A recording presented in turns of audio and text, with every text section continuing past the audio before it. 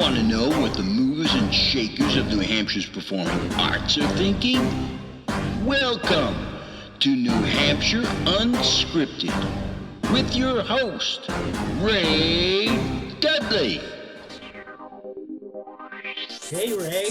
Hey, Wayland, how are you? Good. How are you? I'm good. I'm assuming that's Patrick. I'd like you to meet Patrick McGranaghan. Good day. Nice to meet you, Ray. Same here, Patrick. Same here. So it just starts recording on its own. So just to let you know. Hang on, let me get a sip of my coffee. To me, you should expect it peppered throughout the discussion. I swear, like a sailor, unless I'm at work. So. Okay. Good to know. Thanks for the tip, Egon. Don't cross the streams. So let's start off with you, Wayland, and let's talk about, why don't you, in case somebody happens to want to listen to it, but they can't listen to everything, why don't you give me all the, for instances, all the little stuff about the play. When, where, what time, and... Oh, okay. It's the spring play of the Community Players of Concord. We're performing at the City Auditorium on May 6th, 7th, and 8th. 6th and 7th is 7:30. The 8th is a 2 o'clock matinee. It's our spring show, and we've been struggling through COVID for 2 years. So this is only our second outing back on the main stage at the City Auditorium. Third outing. We did a children's theater thing in November, and in last October, we did Barefoot in the Park. But we've just been working hard to get ourselves back together and get back on stage. Any pre-sales? Have you got pre-sales already? I haven't. I'm sure there are tickets sold. I just haven't looked at that yet. I have no idea. I can confirm that at least 3 have been purchased by my mom. Thank you, Mom. So why don't we delve into what's the name of the play? And then Wayland, I'm going to stick with Wayland for just a few minutes, Patrick, just because I want to mine some information from him. The name of the play, who, if you know, brought it up to be presented, and then why you like it, Wayland. Okay, sure. The play is called Last Gas. It's set in a convenience store way in northern Maine, a few miles from the Canadian border. And it's called Last Gas because it's the last place you can get gas or supplies before you go to Canada. The town is so small, it doesn't actually have a name. It's just Area 2, T16R8, I think is the... Okay. Northern Maine has all these little squares, and they all have different numbers, and this is just one tiny town in one of those areas. It was written by John Cariani, who people will remember if they saw Almost Maine. And in the last decade, Almost Maine was the most produced show in the United States. Seriously? Yeah, seriously. The most produced show? Over 5,000 productions in the United States. What? Yeah. That's insane. I know. I got to write a play. I need the royalties. Take that, our town. I just found that out yesterday. I was astonished. That's quite a tidbit. But, professional theaters, regional theaters, community theaters, high school theaters, everybody does this play. And so a lot of people are familiar with what Almost Maine is like. It's a series of vignettes of relationships of people sort of either trying to fall in love or stay in love or whatever. It's a theme with John. And it's set again in way northern Maine. This one, Last Gas, set in the same area, but it's a full 2-act play. It's not a series of vignettes. It's actually a whole story. It takes place over one afternoon and evening, and then the next afternoon. It's just basically 24 hours in the lives of these 6 people. And I found out about it. I was trying to figure out how I learned about it, but I think Mindy Wolf, one of our members, told me that John had written a play. And so I emailed John and asked him if I could see it. And he sent me a file, and I printed it out and read it. And I was on vacation at the time, deep in the woods of the lower Adirondacks. And so off in the wild in the country, reading this play that's set off in the wild in the country. And I just fell in love with it. I grew up in way northern New Hampshire in Colebrook, and my mother came from Pittsburgh. My father came from South Canaan, Vermont, which is in the Northeast Kingdom. So I just immediately knew these people. It isn't like I didn't have to pretend to understand somebody who's rich or well-connected or lives in an urban setting. I didn't have to pretend any of that. I just knew who the people were and how they sort of acted and lived and talked. And I just decided I got to bring this to Concord. So I took it to the board and proposed it, and they accepted it. It was supposed to be in February of 2021, but it got pushed forward. No, it was supposed to be in It was supposed to be in February of 2020, but it got pushed forward a year to 2021, and then Delta hit, so it got pushed forward to spring of 2022. So you pitched it. Yeah, I pitched it. They accepted it. We auditioned it, cast it. I have an incredible cast, and the cast has been waiting a year, Yeah, I bet. 2 years. It's a long time to memorize a script. Yeah, I know. Most of us started in late February Of 2020? of 2022. Okay. All right. Yeah, this year. Wayland, why? Why this one? What? So first of all, Patrick, you notice you just kind of dropped that in that he emailed the author, right? As though we all know that he's connected in the world. So what attracted you about the play? Why this one? Well, it's in New Hampshire terms, Franconia Notch is kind of the great divide in New Hampshire. In other words, what's above the notch is really different from what's below the notch. Okay. And in Colebrook, which is a town of 2,000 people, and Pittsburgh, where my grandfather lived and my mother grew up, is a town of at the time was 425. It's the kind of area that's kind of isolated from the rest of the world to a degree. I mean, television comes in, and so people see, what's kind of going on in the world. But in terms of day-to-day lives and stuff, it's a lot more insular than people who grew up in a suburban or an urban area. So the character of the people is really different. And I just felt compelled to show that and to show that piece of the world. Here's a little side note for you. Years ago, maybe 30-ish, I saw that I could buy 1,000 acres of land up in Pittsburgh. Oh, wow. For like 10 grand. And so I lived in Concord at the time. And I'm like, I'm going to go up there and check this out. So I'm driving. I just about fell off the end of the earth. And I said, why would I buy this up here? Nothing's ever going to happen up here. Well, needless to say, 30 years later, Pike Industries ends up building the freaking 93 all the way up there. And I'm like kicking myself now. Anyway, so yes, it is at the end of the earth. These characters, Wayland, that your actors have to portray, is there something, have you requested anything of them because you've brought out the fact that they're very particular. So have you required anything of the actors that helps to do that? Or are you just like, no, we're just going to make them generic, very neutral? Oh, no, not at all. I was very specific. I'm probably annoyingly specific. Huh. Patrick can answer that one. But I remember 2 weeks into rehearsal or 3 weeks into rehearsal, I said, they were all there. And I said, look, guys, you're just being too nice to each other. Too nice. Too nice. Yeah. Okay. All right. Want to form a bond. They want to make a family. They want to depend on each other. They want to count on each other. They treat each other well and all that sort of stuff. And I just sort of had to say, okay, just don't be so nice. There are hysterically funny things in this script. And then there are really sort of piercing, pointed ones as well. For example, Patrick has a line. One of the characters is back, who grew up there, is back from New York City to bury her mother because her mother died in November, and you can't get buried until May, till the ground thaws, which I remember as a kid. I mean, it happened all the time. And so he's on the phone with Lureen, the character, and one of the things he says is, I hope the ground's thawed out enough to put her in it. That's a little hard and a little coarse. Matches the weather. It's very cold. It's a very cold statement. Yeah, I think the isolation and the weather have a lot to do with developing the character up there. Is there anything in the play? Sometimes the set is very, very integral, and sometimes it's not the set; it's the dialogue. Sometimes it's something external to the play itself that has to be brought in that needs to be highlighted. What would you say is the highlight of the play? What's the focus? Is it the characters, the setting, the time, what's taking place there?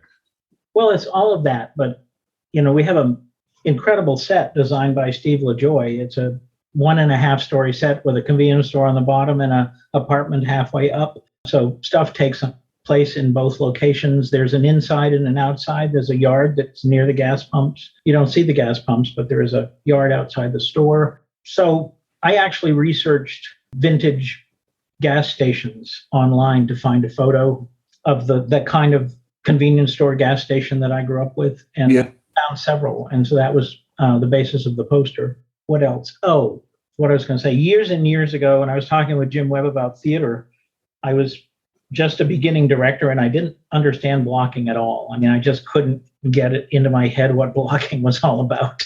I mean, I know you move to the couch or you go to the door or whatever, but beyond that, I just didn't have a clue. And he said, blocking is all about character and story. So the way people move relate to who they are and help to tell the story of the play. And that solved all my blocking problems. The other thing I learned was from Kevin Gardner. He said people are either moving towards each other or they're moving away from each other, basically.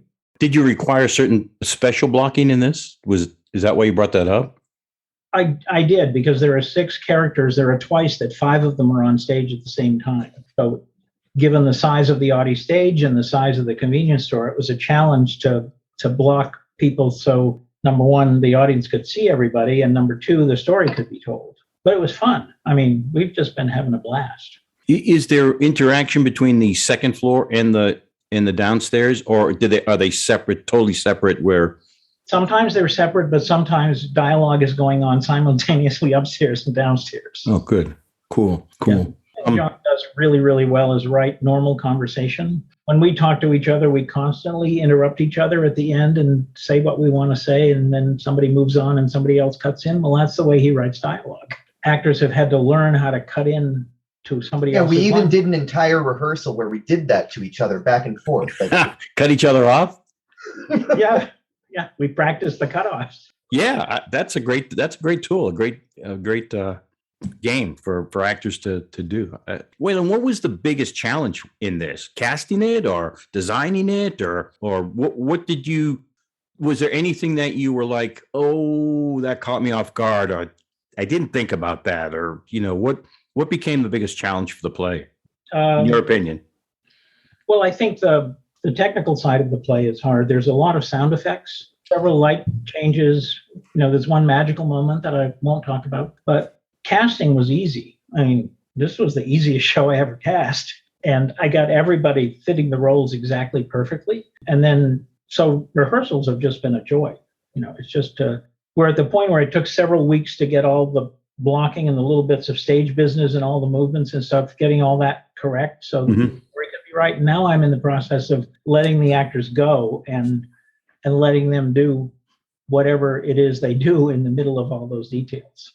So the play is just kind of elevating up right now. I have 6 more rehearsals. 6 more? That's it? Wayland, I want to stick with you still just a little bit more. 2 things I wanted to ask you about. You brought up how casting was tremendous. Why? Did you get a lot of people, or just because of the depth of the talent that showed up? Well, no, I didn't have a lot of people. As you know, I've been around the theater for a long, long time, and a lot of people know me. You created theater, didn't you? Not really. Oh, I cracked myself up. Go ahead. No, I was expecting 25 or 30 people to audition. I had 10. I had 10. And I needed 6. Does not the players have like an email list of thousands? Well, we do. And we sent it out and nobody came, only 10, not nobody came. I mean, exactly the right people came. That's fortuitous. It was amazing. There were 2 female parts, only 2 women auditioned. What? Yes, they exactly fit the characters. I had 8 men and 2 women audition. Okay, that's bizarre to begin with. Yeah, I know. That's total topsy-turvy. Okay, I forgot my second point. Patrick, let's swing to you for a minute. Can you give me your full name and a little bit of background? Sure. Name is Patrick Michael McGranaghan. A little bit Irish. A little bit. New Hampshire born and bred. Grew up in Milford. Spent most of my high school career at Kearsarge. Did theater in both places for most of the time. Went to college at Franklin Pierce University. Transferred briefly to Keene. Didn't like it at all. Finished at night school at Franklin Pierce University. Just went back to that while I was working. And then started in on human services because I figure everyone's got to make their bread somehow. I'd prefer to leave the world a little bit less crappy than I found it. Noble. Well, you definitely ain't in it for the money. Currently working as a case manager, trying to make sure that people with brain injuries and developmental disabilities get the services they're entitled to. How about your acting background? Well, started into theater in 7th grade. I won a speaking contest, which I got very into in 6th grade because it meant $50, which was a fortune when you were a kid in the 1990s. Fortune now, I'll still take it. And also, I was a punk.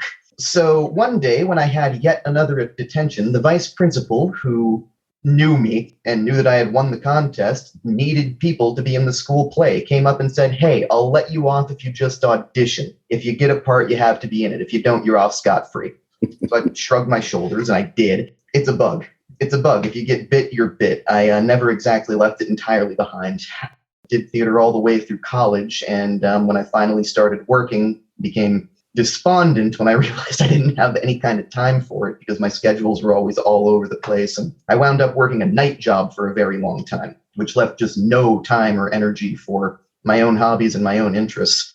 As soon as I got a 9-to-5 in 2019, I'd been out of the theater game for like a decade and a half or more. An old friend of mine calls me up out of nowhere and says, hey, I'm doing a stage production down in Warner of Much Ado About Nothing. And the guy we got to play John the Bastard just stopped showing up, true to his character. Like, are you available? We need a pinch hitter immediately. I'd like to think she thought of me because, hey, you're a good actor and you can handle it. What I think actually happened was she thought, like, okay, I need a huge bastard. Who do I light bulb? But, no, it felt a little bit like riding a bike, honestly, just like something I never should have put down in the first place, but had to, and I don't want to again. Here I am. So how did you come across this play, and why did you audition for this play? Came across it by sheer happenstance. Like, I follow a few Facebook theater groups, and one of them just popped up. And I guess I'd been keeping an eye out for an audition. It was one of the first ones I saw. Why this play in particular? Well, it's a little bit silly, but my partner, my fiance now, had been saying for a little bit that she wanted to see me do something a bit more serious. Everything she's seen me in a long time has been like comedic or silly or very lighthearted, and it looked like something that fit the bill. And I really like impressing her, so I figured, hey, I'll give it a go. Yeah, smart idea. Were you familiar with the play before you auditioned? Not in the least. Not in the least. When I went in, I thought it was a much more comedic piece. The first audition read I did was in like a completely over-the-top Boston accent because the only thing I knew about the character is Red Sox fan. But it's got a lot more depth to it than that, and I really, really like the way it plays out. Okay, let's get into that depth part. So you land the role, and now you need to do some homework. And Wayland, I want to get back to you in a second about what we talked about the other day. What have you done to enhance the character? So you get your script, you now know, oh, I got to do something, or you've worked with Wayland. He's like, we need you to come across this way. What have you done as an actor to enhance that? Well, one of the first things you learn about the character, I don't think this is too much of a spoiler, is that There's not red rabbit, white rabbit. So he's not a very happy person. He just isn't. And I've been through a lot of my own struggles with mental health in my own life. So figuring out what parts of that to draw in from my own experience and what parts of it to make different and how to present it differently through a different lens, a different perspective, different life experience, that was a lot of it. The other has been, honestly, I just take direction. Wayland knows what he wants out of this character, and not to toot my own horn, but I'm fairly good at playing things different ways and trying things different ways. And I do that, and then he tells me which one works. It's nice having a director who knows what he's about. It's also nice to be able to have those tools in your box that he can call on, because if you're limited, that puts a lot of pressure on Wayland to get that out of you. What do you think was the biggest challenge, A, and what do you hope people come away with? I'm asking that because I would not ask that if we were talking about doing Annie or Oliver or something, because. So what's your biggest challenge in the play? And what do you hope the audience, if there is something that they need to go away with, comes away with? Biggest challenge? Personally, I don't always show it. I'm actually pretty repressed unless I'm around people I'm very comfortable with. But I tend to be a very emotional person. Like when I'm going to show what I'm feeling, it's big, it's out there. And I spend a lot of time thinking about it before I talk. The people in towns like the ones Wayland is referencing in this show are not emotionally open at all. They are very closed off, very tight, very much trying to present well. And being able to get emotional content to come across while not looking too over the top for the setting is something that's taken a good amount of work. But I like the way it's coming together. I think I'm starting to get the hang of it. As for what I hope people take out of this show, that one's actually kind of easy. It's never too late for things to get better. Interesting. Very interesting. Curt, but very interesting. How do you like how do I frame this without putting you on the spot? Uh-oh. What? No, not a cast is an ensemble, obviously. How are your relationships in this cast working? How's the development, the curve, the arc of not knowing probably any of them to now, obviously 8 weeks, well, however many weeks there are to it, but how's that going? It's going very well. There have been no personality conflicts of any kind. Like, none of us have anything that really makes us grind against each other in any way, which is always nice in any cast. And they're also incredibly easy to work with. Like, these people are so strong in their roles and their presentation and the way they put themselves out there that, hell, if anything, it's inspiring. I want to keep up. It's an interesting perspective. A lot of the ensemble cast production require a real give and take. A real give and take. Are you getting a lot of that from everybody else? Sometimes you just give and you expect to get something back and you're like, okay, not what I thought. Got to work here a little bit. But are you comfortable with all of that's going on? Yeah, I know what you're describing, but I have not felt that way once in the course of this production. Like, right from the initial read through, everybody just sort of gelled. We didn't have our characters solid yet, but the way we bounced off each other, even just sitting in a room going through the lines, felt really natural. It was strange. That's good. That's very impressive. Wayland, I'll take some pressure off from here for a minute. I had asked you yesterday when we talked a little bit about prep work for your actors. Can you tell that story about what happened with the women who went to... Yeah, the two women that play, well, the characters are Cherry-Tracy and Lureen. The actresses are Heather Carmichael and Suzanne Watts. They decided to take a weekend trip up to way northern Maine just to see what it was like. Cherry-Tracy's character is a forest ranger, and she considers herself to be the law around town. So she's a very big, bold, strong woman. And our costumer actually found a forest ranger jacket on eBay. And so we actually have a real Maine forest ranger jacket for her. And anyway, they decided to go up to northern Maine, and a friend, somehow through some connections, they met an actual forest ranger from Presque Isle, from northern Aroostook County. And so they went up and they saw all the places that are mentioned in the script, and they saw the landscape, and they met a lot of the people, and they hung out with Ranger Draper for an afternoon, and he showed them the office and what he does and what area he covers. I mean, these rangers cover hundreds of square miles apiece. So they got a real taste. They stood across from the Canadian border and looked into Canada and paid attention to the towns and the buildings and the landscape and, what they could about the people. The only thing they didn't do is they didn't tell anybody they were in a play about northern Maine because they didn't want people to act funny. Did they come home with any epiphanies? Yeah, I think so. They talked for a while. Patrick might be able to fill you in better about that. I don't know. Can you? Well, one thing that sticks out in my mind was they talked about how small towns really are and really feel. They went into one of the stores in town, stopped there, picked up a few things, and briefly spoke to the clerk. Then they went to the hotel where they were going to stay. The guy who owned the motel had already heard about the strangers in town. That's classic. That's classic.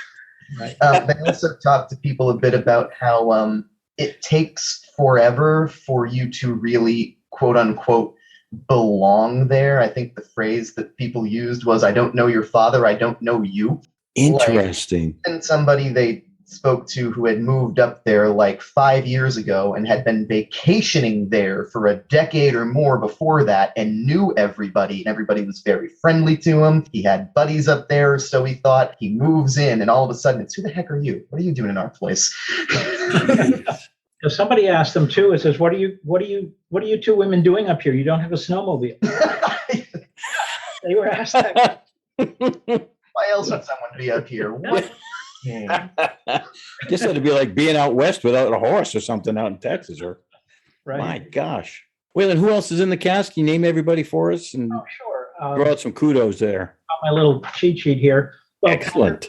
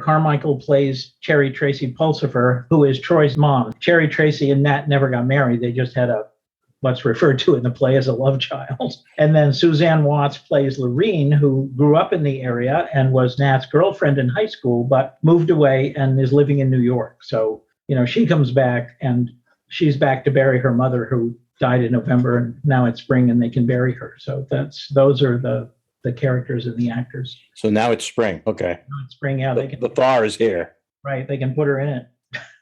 Wayland, what are you hoping the audience goes away with? I mean, again, I would not ask this if we were doing something fluff, but a lot of times when we get to the serious ones, there's usually a reason for it. And we hope that an audience either gets impacted or they go away talking about something or something's happening to them. We want some reaction more than just a laugh. And you, since you pitched it, I would assume you also have in the back of your mind something that is going to make this really stand out or be different. Right. At this point, the phrase that comes to mind is that there's more to a book than the cover. I think connecting with these people and learning about their lives and see what they go through and how they think and feel and react to each other and what happens in the play is an avenue to understand that you need to look at people more closely and not make a whole lot of judgments. It's better to get to know somebody than to make judgments about what you think is going on in their life. Do you think that some of the stuff that goes on here is universal and or unique or both to humanity? I mean, are there things that we can extract universally, even though they're happening in that little town, or are there things that are happening that only can happen there? No, it's what's unique is the town and the location and the people, but the issues are universal. How do you find happiness? Find love? How do you deal with sadness? All of those sorts of things. What do you do when you're unemployed? It's a very working class town. We're dealing with working class people and sort of lower end working class people, dealing with rich people from Philadelphia or a lot of theater takes place with the middle and upper classes, which I'm getting very tired of as I get older. So I'm really, really happy to be directing ordinary characters that are everyday people, but issues and things brought out in the play are just completely universal. We've had some visitors watching rehearsals and they just sit there and they laugh and they chuckle and they connect, and it's been a really good sign that that's what's going to happen with the audience. Good. Yeah, I love that word, connect. It's very important. Very important. So some mechanics here. Wayland, how would you describe your directing approach? Are you a micromanager? Are you a freewheeler? Just for folks who maybe want to work with you later, how would you do that? Well, yes, I'm a micromanager and a freewheeler. Yeah. That was supposed to be a choice. I know, but there's more to the world than black and white. So talk to me about the breadth and the scope of, are you somebody who, as a director, says, look, I need you, I don't care what the script says, I need you to take 3 steps, turn left, and blink twice? I never do that. Okay. No, I don't micromanage that way. What I do, my process has become very clear to me and stable now, is that the first 2 rehearsals are what I call basic blocking. It's just entrances and exits, because I want the actors to know where they're supposed to be every moment of the play. So we just do entrances and exits. The next step is what I call initial internal blocking, which means in a scene, I figure out where people are supposed to be and move around. And then with this cast, the cast was so responsive and talented that I could start doing character work right away. So I did. And then it became a combination of adjusting the blocking and the physical movements and all that sort of stuff to make sure the story was clear. We spent an awful lot of time on a simple handhold, for example. We spent an awful lot of time on a kiss to get things paced at a level that the audience can absorb what's going on in the story and with the characters. I did a workshop with this cast on what I call emotional resonance, which was really just talking about portraying emotions and giving some structure around how to think about feelings and also how to get them across the footlights. Doesn't do any good if an actor's feeling sad if it doesn't come across the footlights, or angry or happy or anything. It's got to be, the actors have to give this gift to the audience. So the next step is for the cast to get off book, because once the cast gets off book, then the characters start popping out even more. And then I can see even more about what is or is not happening. And I can make little tiny adjustments. And believe me, for the last 3 weeks, the adjustments have been little tiny adjustments. You know, it's like emphasize this word. I never do a line reading. I won't do a line reading, but I tell them, just rethink this line, rethink what it means. And that's all I'll say. And then they go home and they process it and they think about it and they come back the next day and it's different. That's a very good sign for the depth of your actors, that you have that ability now to be able to do that. Because there's nothing more frustrating to have somebody still on book going into like show week, or and they still haven't developed a character, and you're still needing to work with them on certain things. So that says a lot. Patrick, what is your approach to your acting? How do you like to? Do you need direction? Do you feel you don't need a lot of direction? What's happening with you? I like direction. So when I usually get at least a feel for a character very quickly, or at least an idea of them. It's just, I've read a lot of books. I played a lot of video games with a whole lot of dialogue growing up, and I always tried to figure out how the characters would sound and how they would pose when the screen couldn't show it to you. You can get that at Donkey Kong? Just kidding. Not Donkey Kong, more like Dungeons and Dragons and Might and Magic. But huge nerd, by the way. Did you see the shirt? It says Chaotic Trash. It's a D&D alignment, but an opossum. I didn't know that. Thank you for that. But yeah, those old games, before we had huge graphics, they were just text, and you had to play it out in your head. So I just started doing that quickly, so I can get an idea of something to do with a character on the fly. But it's always nice when a director has a strong vision for what they want the show to do as a whole and for what they're looking for out of the character, because that gives me more to work off of. Like, an initial impression is one thing, but actually having a couple of keystones, like real emotional cores that I can build other things around, that it creates something very different and much richer, I find. I'm good at projecting emotion and like using my face and all that fun stuff, but I don't have the kind of skill I think it takes to find the full depth of the character. It's just not my forte. It's presentation. That's why I'm an actor. Wayland, do you think the Audi is the most suitable location for this? Would this have played better in a smaller venue, or is the Audi just fine for it? Oh, I think the Audi's just fine for it. Yeah. You know, the only other venue in Concord is the Hatbox, and you can't have a 2-story set in the Hatbox. Yeah. Good point there. You only have 1-story set in the Hatbox. Well, I was just curious about the intimacy of the characters in their interactions. I know it can be a long way to that back wall in the Audi. Yeah, but luckily, not luckily, but we're not going to be faced with huge audiences because, you know, some people are still reluctant to come back to the theater. I understand crowds have been really good at the Colonial in Laconia. And so I'm expecting reasonable sized audiences, but, you know, if we have 100 or 125 to play to, we'll be fine. And hopefully we'll have a little more. Well, anything we didn't cover? You have a poster? Do you have a poster handy, Wayland, you can hold up there? Wait a few seconds. Yes, I do. I got one in my car. Be right back. Okay. Anything, Wayland, you wanted to? I actually did. Part of my directing this time was do table work on character development. Yeah, how'd that go? Good. We did one night where I spent 45 minutes with each actor. I had written down some sort of keywords about what I thought the character was about, and I had them talk about what they thought the character was about. And we just kind of discussed two things. sort of basic character traits and also character arc. Where do you start? Where do you end up? And character arc isn't always this. Sometimes character arc is this. Yeah. We talked about, emotional beats in the story, where feelings have to be projected or the story compels that. But I'm really sort of, I feel anyway, I don't know if everybody agrees with me, but I feel I'm very encouraging and empowering towards actors.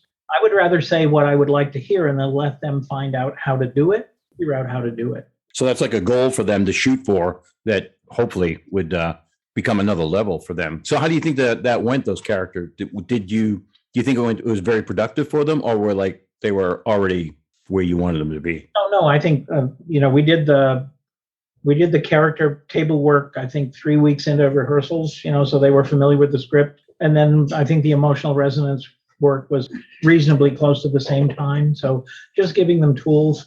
The way I look at rehearsals is that it's really developing skills. As an actor, you're developing skills to Sure. do. So we do diction exercises. I do breathing exercises. Sometimes we do stretches, warm up. Was the diction part of this critical? The diction part of every show is critical. Well, yes. Thank you. I agree. I am really. I'll add mine there. Yeah, I'm tired of going to theater and only understanding 30% of the words. Was there specific vocal things because it takes place in Maine that you really wanted to get? No, because Northern Mainers don't have a down east accent. They just have a regular sort of United States accent. I didn't realize that. Instead of saying sorry, they say sorry. Instead of saying forest, they say forest. So a lot of O's are stronger. But otherwise, it's just normal English. Well, here I am thinking it's going to be a challenge for you, Patrick. He's just handing you this beautiful salad already done. My gosh. You got a poster there, bud? Yeah. Can you bring that up a little closer? Perfect. Oh, I like that. Is that a church? What is that? Is that a gas station convenience store. Oh, sorry. I don't have my glasses on. I hate getting old. The alternative, or so they tell me. I think that's all I've really got. Wayland, Patrick, kudos you want to throw on anybody? So Steve LaJoy, did he design it and build it? No, Steve LaJoy designed it. Got you. And then Rick Silverberg and his team built it. And then we have a painting. Mary Ellen House led the painters. We have a new painter in, Audrey Marie, and then Lacey did a bunch of painting. So, everybody's kind of helping out in various ways. Everybody's kind of chipping in where we have to. The other thing about the play is that in addition to being really, really funny, is there's a whole bunch of surprises all throughout the play. So, that was the stuff you couldn't bring up. Is that correct? Stuff I couldn't bring up, but I encourage people to come to it because it's just an enchanting area and it's funny and deeply moving and very, very interesting and compelling theater. So please, everybody come. Compelling. I love that. Once again, Wayland, can you give me the name, the dates, and where it's going to be? Sure. The play is Last Gas by John Cariani. It's produced by the Community Players of Concord, New Hampshire. It performs at the Concord City Auditorium, May 6th, 7th, and 8th. And people can find tickets on our website at www.communityplayersofconcord.org. And tickets are $2 off each until May 4th. So you can get a discount for buying online. Nice. And any idea when the next show is and when auditions may be for anybody that might want to? The next show will be the October Children's Theater Project show, but Karen Brass hasn't picked it yet. Okay. But we do have our season picked, our 95th season. Oh my God. Wow. In our 95th season. So that's insane. Yeah. So we're just about to announce the 95th season. I would rattle it off, but there's one play that I can't remember the title of yet, so I'm not going to embarrass myself. Okay. For anybody who wants to audition for future shows, where can they find information on that? Right on our website. There's a Get Involved tab on the homepage, and you can sign up for auditions. You can sign up for our email newsletter. Patrick, anything I didn't get to? Not that I can think of, sir. No. Sir? Oh, well, that put me in my place. I hate that word too. Gentlemen, thank you for the time. I really do appreciate it. And there you go. Another great one in the tank. That one's going off to the memorial. Have a great day.